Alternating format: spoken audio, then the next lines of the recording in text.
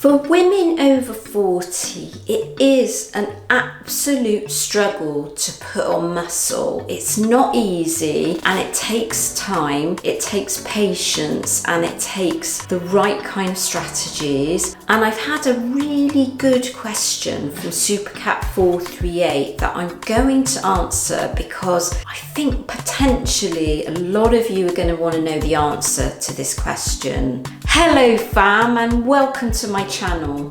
My name's Melissa Neal, and this channel is all about helping you, if you're a woman over 40 or like me, over 50, get in amazing shape. And one of the things I'm a massive advocate of, and that is building muscle, because building muscle is going to change your metabolism. It's actually going to skyrocket your metabolism, and so it's a great way to really lose fat when you're over 40.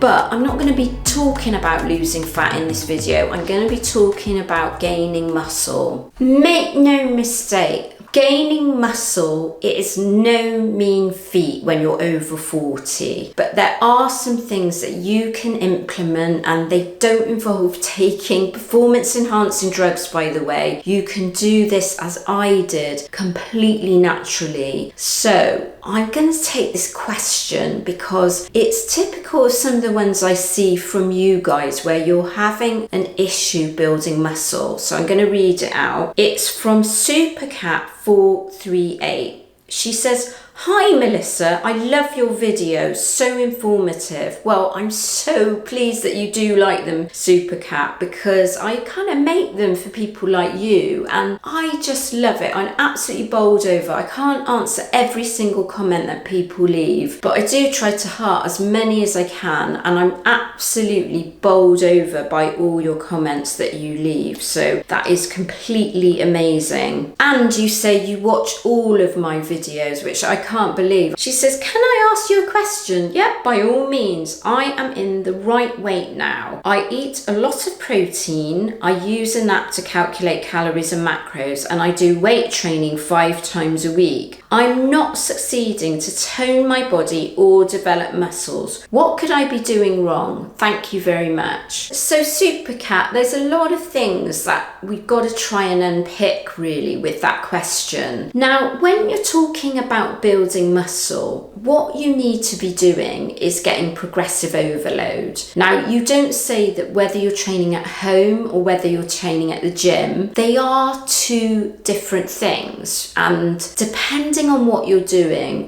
one of them is probably quite a lot easier to get results with, and that's training at the gym. And the other, you really need to be ensuring that you're getting that progressive overload at home to see results. So for example, if you're lifting the same weight every week and you're not challenging yourself and you're not getting better, that doesn't mean doing different exercises, then potentially you can find you're not going to make progress. So some of the things that you can do are slow the movement down, put extra reps in, put extra sets in. Your key exercises need to be the same. So that's your squats, your deadlifts, your push movements, your pull movements, and carry movements. But it's about the intensity of the workout. With my workouts, every single one is completely hard. And what you've got to remember, I've been doing this for 6 years, and you know, I walk away and I'm absolutely spent after the workout. So that's how you should feel. It should be really tough. And again, going back to progressive overload, you know, you want to be going either to failure or the last 1 to 2 reps are really, really hard. Now, the other thing, so that's the intensity of your training. Also, it's going to make a difference.